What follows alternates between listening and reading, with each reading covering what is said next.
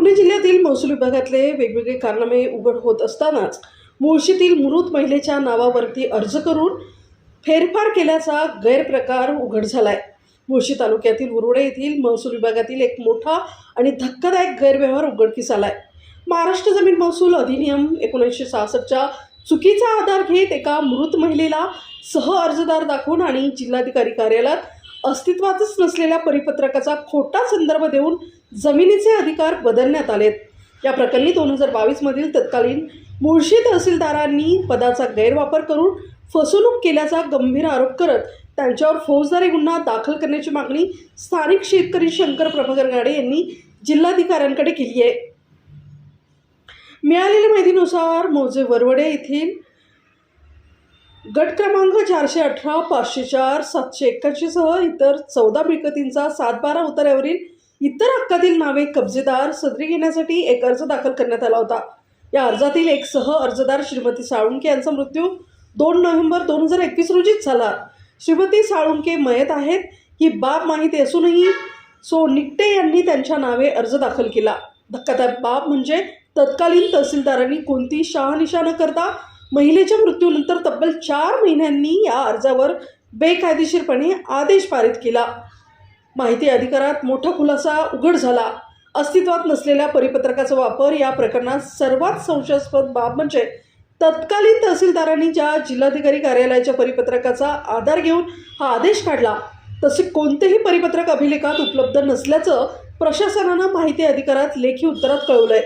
अस्तित्वात नसलेल्या परिपत्रकाचा वापर करून आणि मूळ शेतकऱ्यांना कोणतेही कायदेशीर नोटीस न देता हा परस्पर निकाल देण्यात आला। शेतकऱ्यांवर भूमिहीन होण्याची वेळ आणि गुंडामार्फत धमक्या या बेकायदेशीर फेरफारामुळे शंकर गाडे आणि त्यांच्या कुटुंबाची पिढ्यानपिढ्या कसत असलेली वडिलोपार्जित जमीन परस्पर विकली गेली असून ते आज भूमिहीन झाले आहेत।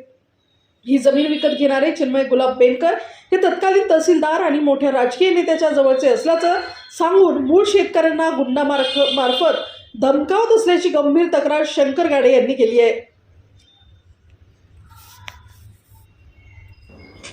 मी शंकर प्रभाकर गाडे, मूळचा मुळशी, पुणे जिल्हा मुळशी तालुक्यातला। आमच्या कुटुंबावरती जो अन्याय झालाय तो म्हणजे 2022 सालचे तत्कालीन तहसीलदार मुळशीचे जे कोण होते त्यांनी चुकीचा आदेश दिल्यामुळे आमच्या कुटुंबावर अन्याय झालेला आहे। चुकीचा आदेश म्हणजे नक्की काय त्यांनी चुकीचा आदेश दिला तर त्यांनी चुकीचा आदेश असा दिलेला आहे 155 प्रकरण जे आहे तर तो फक्त आणि फक्त नावात चूक दुरुस्ती करणे एवढेच अधिकार त्यांच्याकडे आहेत। परंतु त्यांनी त्या अधिकाराचा गैरवापर काय केला तर त्यांच्याकडे इतर हक्कातली नावं समान हक्कात घेण्यासाठी एक अर्ज सादर करण्यात आला। तो अर्ज कोणी सादर केला तर बाबाबाई आनंदा निकटे यांनी अर्ज तो सादर केला।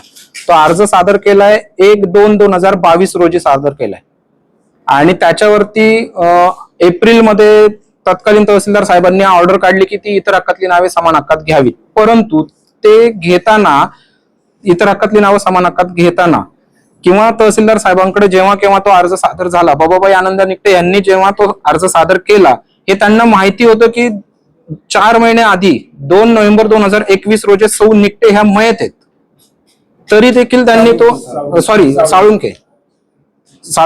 साळुंके हे जे कोण आहेत ह्या 4 महिन्या आधीच नोव्हेंबर 2021 मध्ये मयत झालेले आहेत, तरी देखील त्यांनी सह अर्जदार म्हणून त्या अर्जामध्ये उल्लेख करून त्यांचा अर्ज सादर केला तहसीलदार साहेबांकडे। तहसीलदार साहेबांनी त्याची शहानिशा न करता आदेश काढला। तो आदेश काढल्यामुळे त्यांची इतर हक्कातली नावं समान हक्कात आली। समान हक्कात आल्यामुळे ती जमीन विकली गेली। आज आम्ही भूमिहीन झालो। म्हणजे त्यांनी डायरेक्टली 5 एकर जी आम्ही कसून खातोय ती विकली गेली। त्यातमध्ये तो जी ऑर्डर त्यांनी जी काढली तहसीलदार साहेबांनी तो जो नंबर आहे की तो जो त्यांनी एक परिपत्रक आहे त्या परिपत्रकाचा आधार घेऊन इतर हक्कातली नावं समान हक्कात घेण्यात आली। तर मी जेव्हा माहिती अधिकारामध्ये ती माहिती विचारली की मला हे परिपत्रक तुम्ही द्या तर आपल्याला जिल्हाधिकारी कार्यालयाने लेखी दिले की असं परिपत्रक संकलनात शोध घेतला असता आढळून आले नाही। म्हणजे जर शासन दरबारी असं परिपत्रकच नाहीये तर असं कुठल्या परिपत्रकाच्या आधारे तहसीलदार साहेबांनी तिकडची नावं इकडे घेतली, ती विकली, लगेच इमिजिएट जमीन विकली गेली, 2 महिन्यात नावं आलं। म्हणजे जे कोण ते चिन्मय गुलाब बेनकर ज्यांनी जमीन घेतलीये ते कदाचित एकतर कुठल्या तरी शासकीय अधिकाऱ्याचे किंवा राजकीय पक्षाच्या जवळचे असावेत, म्हणूनच हे एवढं सगळं फास्ट झालंय। त्याशिवाय हे होणं शक्य नाही। पुढे काय करणार?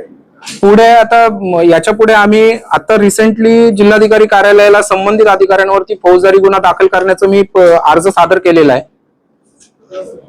तो अर्ज सादर केलाय, त्यांची परवानगीची मी वाट पाहतो. पाहूयात पुढे काय होते. आणि राहिला प्रश्न,